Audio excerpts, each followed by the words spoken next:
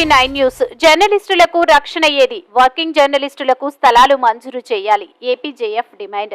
కర్నూలు జిల్లా ఎమ్మిగనూరు రాష్ట్రంలోని అర్హులైన జర్నలిస్టులందరికీ అక్రిడేషన్ కార్డుతో సంబంధం లేకుండా ఇళ్ల స్థలాలు కేటాయించి ఇల్లు నిర్మించి ఇవ్వాలని ఏపీజేఎఫ్ రాష్ట్ర ఉపాధ్యక్షులు, ఎమ్మిగనూరు శాశ్వత అధ్యక్షులు KMD Farooq, working president Nagaraju, JAP union అధ్యక్షులు అబ్దుల్ రజాక్లు డిమాండ్ చేశారు.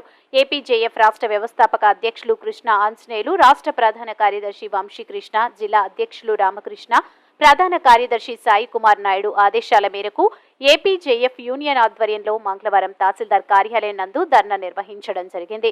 జర్నలిస్టు సమస్యలను రాష్ట్ర ప్రభుత్వం దృష్టికి తీసుకెళ్లి జిల్లా అధికారుల సహకారంతో జర్నలిస్టుల సమస్యలు పరిష్కారానికై కృషి చేయాలని తహసీల్దార్ కె ఆంజనేయులకు వినతిపత్రం అందజేశారు. ఈ సందర్భంగా వారు మాట్లాడుతూ, భారత సమరంలో అత్యంత ప్రధాన పాత్ర పోషించింది పత్రికలే. జర్నలిజం అనేది ఎంతో విలువలతో కూడిన వ్యవస్థ. అలాంటి వ్యవస్థపై వైసీపీ ప్రభుత్వం అధికారంలోకి వచ్చిన తర్వాత వివిధ నిబంధనలు, ఆన్లైన్ పేరుతో జర్నలిస్టులను ఇబ్బందులకు గురిచేస్తుంది. ప్రతి ఒక్క జర్నలిస్టుకు హెల్త్ కార్డులు మంజూరు చేయాలన్నారు. గత ప్రభుత్వ హయాంలో జర్నలిస్టులకు 6 లక్షల ప్రమాద బీమా అమలు చేసిందని, ప్రస్తుత ప్రభుత్వం జర్నలిస్టులకు రక్షణ కల్పించడంలో విఫలమైందని, వాస్తవాలు రాసే జర్నలిస్టులపై దాడులు, అక్రమ కేసులు పెట్టడం జరుగుతుందని, జర్నలిస్టుల రక్షణ కోసం ప్రభుత్వం ప్రత్యేక చట్టాన్ని అమలు చేయాలని డిమాండ్ చేశారు. ఈ కార్యక్రమంలో రెహమాన్, జిలాన్, కేఎండి నూర్ మహమ్మద్, రాజు, శంకర్, కురవ నాగరాజు, అబ్దుల్లా, సైఫుల్లా, పార్దు, విజయ్, జిలాన్ బాషా, లక్ష్మణ్ తదితరులు పాల్గొన్నారు. AP Telangana MG9 TV news channel managing director Sheikh Gouse. వాళ్ళ అగ్రేషన్లు ఇవ్వడంలో వాళ్ళకి మెలికలు పట్టి అది ఉండకూడదు, ఇది ఉండకూడదు, మళ్ళీ ఏదో జిఎస్టీ తీసుకుంటారా అండి. ఎందుకు జిఎస్టీ కావాలి? అగ్రేషన్ పాత్రికేయులు ఆల్రెడీ కేంద్ర ప్రభుత్వం మంజూరు చేసింది. పాత్రికేయులకు అగ్రేషన్లు మంజూరు చేయాలని చెప్పి నిబంధనలు ఉన్నాయి. గతంలో ముఖ్యమంత్రిగా ఉన్న ఎన్టీ రామారావు గారు ఆ రోజు పనిచేసే జర్నలిస్టులకు 5 సెంట్ల స్థలము, మన 2 ఎకరాలు భూమిని, అలాగే మనకు ఉచిత ప్రయాణ సౌకర్యాన్ని కలిగించిన మన మాజీ ముఖ్యమంత్రి, తెలుగుదేశం పార్టీ వ్యవస్థాపకులు మాకు ఒక జీవో తెచ్చుకుని వచ్చారు.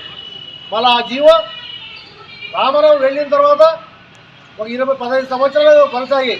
మరి రాను రాను జర్నలిస్టుల పట్ల ప్రభుత్వం చిత్తశుద్ధి లేకుండా ఇష్టానుసారంగా మనలపై భౌతిక దాడులు అంటారు దీన్ని. జర్నలిస్టుల సమస్యలు ఏ ప్రభుత్వం పట్టించుకుంటుంది?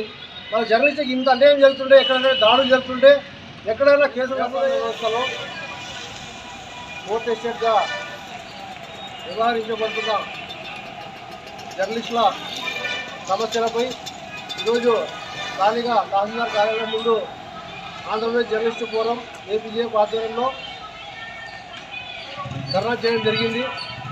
మళ్ళీ ఈ సందర్భంగా రాష్ట్రంలో జర్నలిస్టులకు ఎక్కడ చూసినా అరాచకాలు, దాడులు జరుగుతున్నాయి. మన ప్రభుత్వము అన్ని విధాల జర్నలిస్టులను వాడుకుని వాళ్ళ పాదయాత్రలో కానీ, వాళ్ళ ధర్నాలు కానీ, వాళ్ళు సమావేశాల్లో కానీ జర్నలిస్టులకు ముందుగా పిలిచి వాళ్ళు పబ్లిసిటీ ఇచ్చుకోవడానికి మనల్ని వాడుకోవడం జరిగింది. ఇప్పుడు జరిగింది, గతంలో జరుగుతుంది, మళ్ళీ ఇప్పుడు జరుగుతుంది.